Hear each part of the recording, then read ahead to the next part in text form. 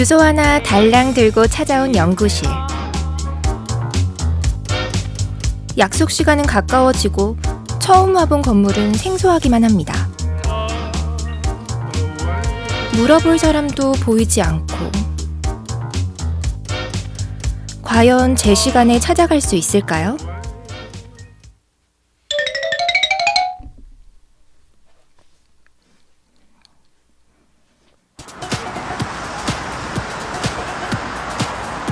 자동차를 이용해서 낯선 곳에 갈 때 꼭 사용하는 내비게이션.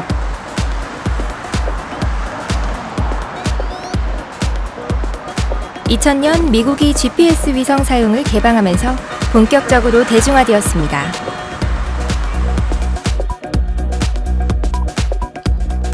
주소나 전화번호만 안다면 지도를 보거나 길을 물을 필요 없이 목적지까지 안전하고 정확하게 도착할 수 있습니다. 요즘은 자동차의 필수 옵션으로 자리 잡았는데요. 하지만 지하나 실내에 들어가면 먹통이 되곤 합니다.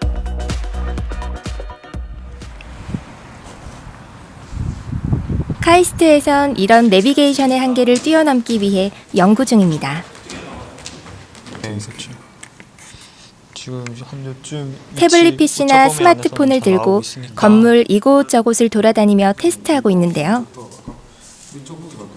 고기가 11개고 2.4기가 이들이 개발하고 있는 건 바로 실내 내비게이션, 카이로스입니다. 그래도 학교는 지금 쓰고 있는 이 애플리케이션은 저희 연구실에서 만든 실내외 내비게이션입니다. 근데 이게 어떤 거냐면요.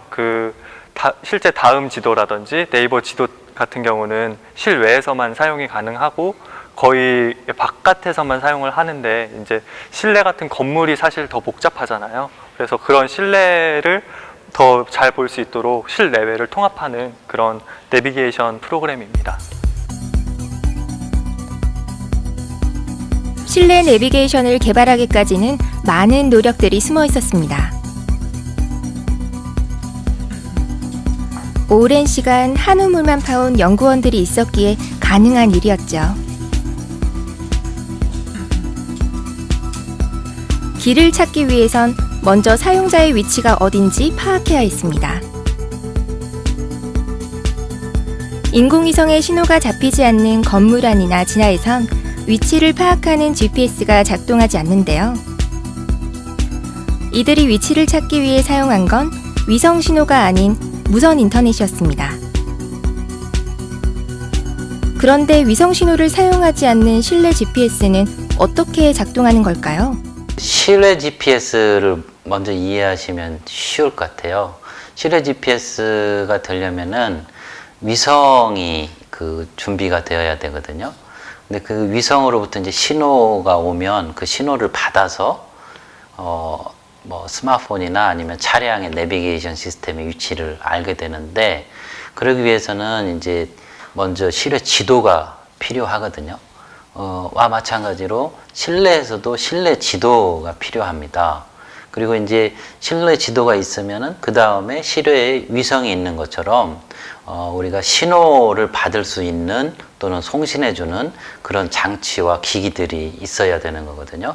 근데 이제 실외 위성하고 똑같은 역할을 하는 게 이제 각 지점에서 신호를 모은 신호 맵이 준비가 되어야 돼요. 그러니까 다시 얘기하면 크게 실내 지도와 그리고 신호 맵이 준비가 되어야 돼요.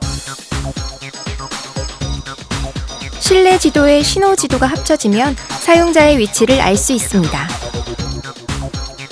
카이로스 사이트에 건물의 실내 지도를 올린 다음 층을 선택하고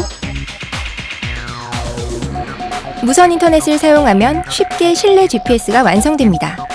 우선 이제 사용자들이 이 애플리케이션을 다운로드 받아서 그 지도를 등록을 하고 그다음 이 지도를 올려놓은 다음에 그 길을 만들어 줘야 됩니다. 그리고 그 길을 만들고서 이제 사용자가 그러니까 스마트폰이나 태블릿을 가지고 이동을 하면 여기 있는 센서 데이터하고 신호들을 다 수집을 해서 하나의 이제 지문으로 저장이 되거든요. 그래서 그 지문이 저장이 되면 서버에 올려주게 되고, 그런 일련의 과정들이 이제 여러 사람들이 모이게 되면 이제 크라우드 소싱이라는 형태로 이제 한 곳에 축적이 됩니다. 저희 중앙 서버에 축적이 되면 이제 사용자들은 누구나 이제 애플리케이션 이걸 받기만 하면 어딜 가든 꼭 그 사람이 아니더라도 이 실내외 실내 GPS의 그 기능을 활용하고 이용할 수 있게 되는 거죠. 골목 구석구석을 일일이 돌아다니며 지도를 만드는 자동차 내비게이션.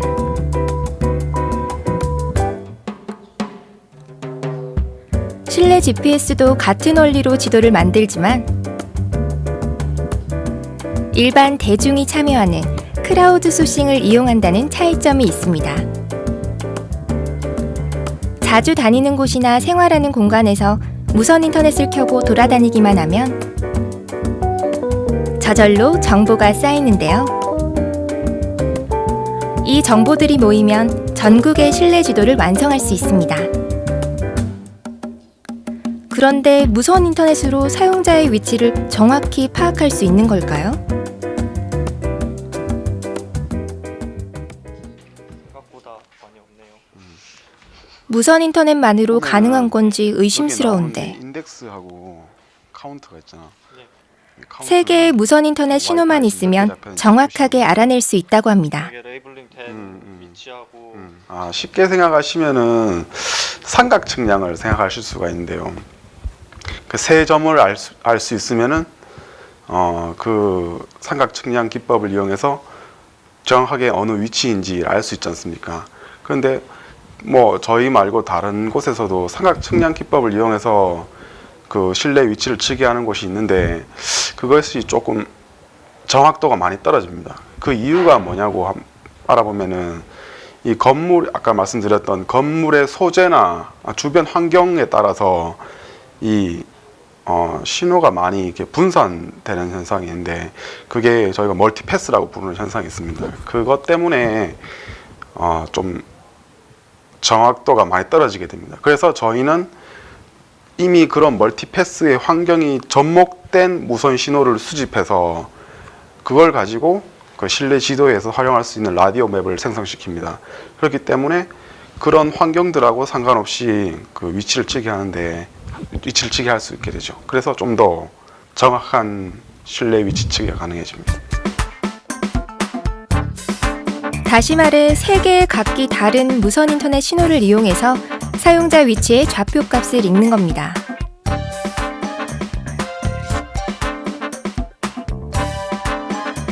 이 좌표는 손가락의 지문처럼 위치마다 단 하나뿐인 숫자를 가집니다.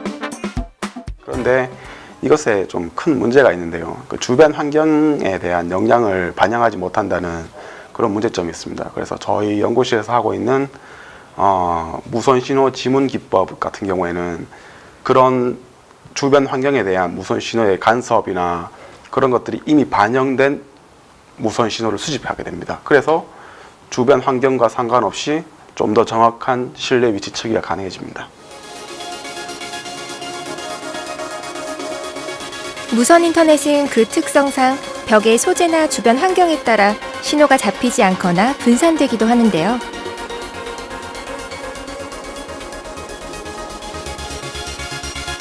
무선 신호 지문 기법은 그 특성을 포함한 정보를 얻을 수 있기 때문에 위치를 정확히 인식할 수 있도록 도와줍니다. 학생 실험실 근처는 지금 전혀 표시가 없는데 그건 왜 그렇지? 이쪽 부분에 AP가 많이 이제 없다거나 아니면 신호가 약해서 잘 안 잡힌 걸로 예상할 수가 있습니다. 그럼 이쪽은 실제로 내비게이션 하면 그다지 정확도가 네, 좋게 나오지는 않겠네. 예. 7층도 한번 보자고. 주변 무선 인터넷 신호의 세기와 개수에 따라 다르게 나타나는 색깔들. 신호가 많을수록 정확한 위치를 측정할 수 있습니다.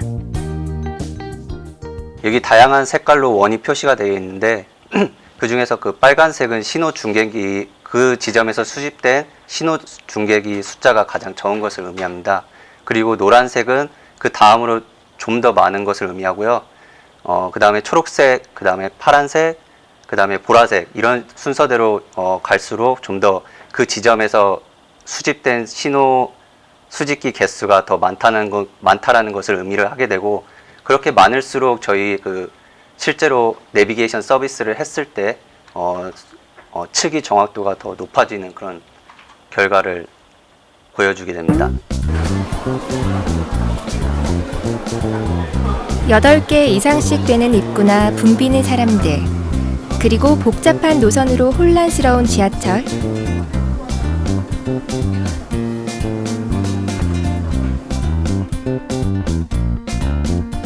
여러 개의 부스가 모인 전시회에서 활용될 수 있는 실내 GPS. 사용자의 위치를 단순히 파악하는 데에서 그치지 않고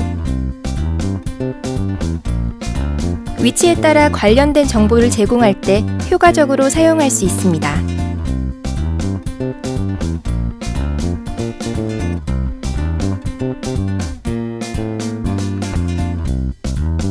앞으로 어떤 분야에서 활용할 수 있을까요?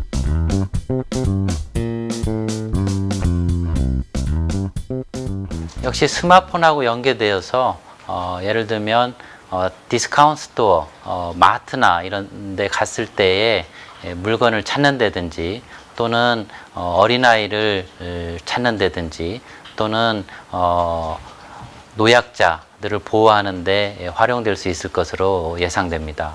그리고 택배 서비스인 경우에도 현재 택배를 받아야 하는 사람의 위치를 인식하고 곧바로 가져다 주는 그런 서비스들이 쉽게 실현될 수 있을 것으로 기대합니다.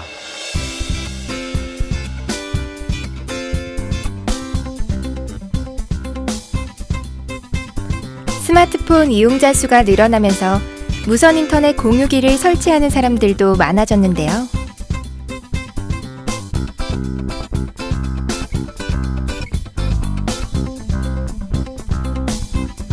실내 GPS 기술이 발달할 수 있었던 데에는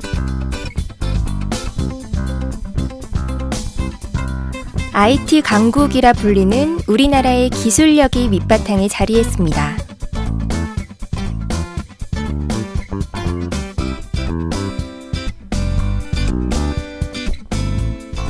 한국은 실내 위치 인식 기술을 개발하기에 매우 유리한 여건을 갖추고 있습니다. 무선랜 신호 중계기가 500만 개에서 700만 개 정도 이미 설치되어 있고요. 스마트폰 사용자도 3천만 명이 넘어서고 있습니다.